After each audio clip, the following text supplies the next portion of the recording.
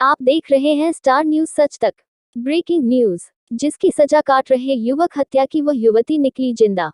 जो गुनाह किया ही नहीं उसकी सजा भुगता युवक बिना हत्या किए हैं हत्या की सजा काट रहा। मृतका किशोरी नोएडा से बरामद। मृतक किशोरी की गलत शिनाख्त करने वालों के विरुद्ध पुलिस ने की कार्यवाही। गोपीगंज कोतवाली क्षेत्र के जंगीगंज चौकी अंतर्गत ग्राम सीखापुर से गायब होने की सूचना दिया, जिस पर गोपीगंज पुलिस ने पिता श्याम किशोर पांडे के तहरीर पर पुलिस धारा 363 के तहत मुकदमा कायम कर जांच कर ही रही थी कि 27 मई को खबर मिली कि ग्राम मोहनपुर के सिवान थाना ऊंज में अज्ञात लड़की का शव बरामद हुआ है। मृतका के शव की पहचान परिवार के लोगों ने अपनी पुत्री शशिकला का होना बताया। पिता की तहरीर के आधार पर थाना गोपीगंज में पुलिस ने 2 व्यक्तियों के विरुद्ध हत्या का मुकदमा कायम कर विष्णु कहार पुत्र रामचंद्र निवासी कस्तूरीपुर थाना सुरियावा जनपद भदोही व प्रदीप कुमार पुत्र मेहीलाल सेठ निवासी चक मंधाता थाना गोपीगंज जनपद भदोही को नाम दर्ज किया और उन्हें गिरफ्तार कर जेल भेज दिया गया।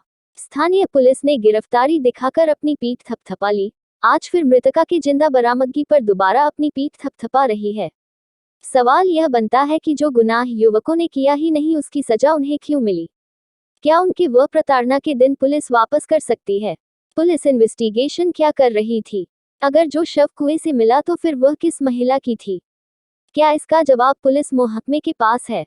क्या उसका पता लगाएगी? शायद नहीं लगा पाएगी। बहरहाल पुलिस ने किशोरी की बरामदगी और गलत सूचना देने और गलत शिनाख्त करने के आधार पर किशोरी के माता पिता श्याम किशोर पांडे पुत्र रंगलाल पांडे निवासी सीखापुर थाना गोपीगंज गीता देवी पत्नी श्याम किशोर पांडे निवासी सीखापुर थाना गोपीगंज जनपद भदोही के विरुद्ध धारा 182/211, 201, 194/344 भारतीय दंड विधान के तहत मुकदमा कायम कर अग्रिम कार्यवाही में जुट गई। स्टार न्यूज सच तक की कवरेज अनिल तिवारी की रिपोर्ट। लगभग 1 साल पहले गोपीगंज थाने में एक 16-17 वर्ष की बच्ची की गुमशुदगी लिखी गई थी और जिसको बाद में एफआईआर में तरमीम किया गया था परिजनों की तहरीर के आधार पर।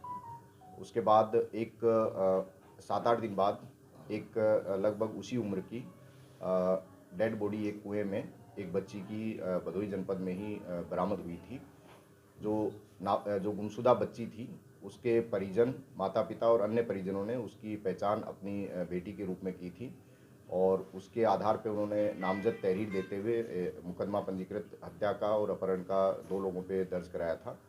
उस समय जो परिस्थितियां थी और जो साक्ष्य थे उसके हिसाब से उन दोनों को जेल भेज दिया गया था, लेकिन उसमें जो परिजन थे बच्ची के उनकी गतिविधियां कुछ संदिग्ध थी, जिस वजह से लगातार पुलिस उन पर नज़र रखे हुए थी और संदेह होने पर इलेक्ट्रॉनिक साक्ष्य और बाकी जो साक्ष्य थे उनके आधार पर जब पुलिस को शक हुआ तो उस पर लगभग 2-3 महीने से टीम इस पर काम कर रही थी।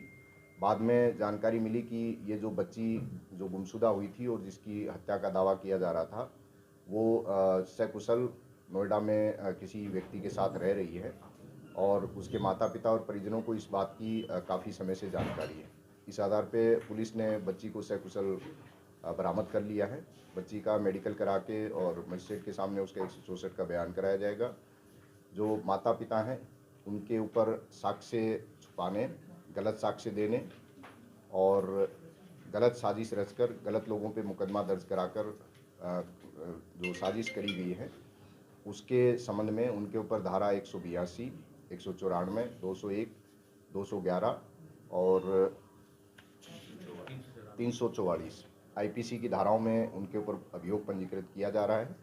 इस संबंध में आगे की विधिक कार्रवाई की जा रही है। जो बच्ची का शव मिला था उसकी पहचान का प्रयास किया जा रहा है ताकि उसमें जांच आगे बढ़ सके। अच्छा, ये लड़की अपने घर से गई क्यों थी? क्या इसका क्या कारण था?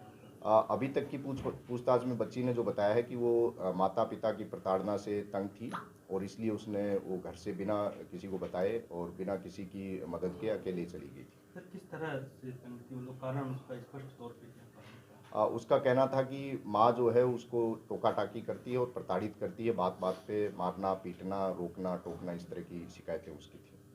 उसकी शादी भी लगभग तय थी, तो क्या उससे संबंधित भी कोई प्रकरण था क्या उससे? बच्ची का कहना था कि उसकी शादी तय नहीं, जो बताया जा रहा है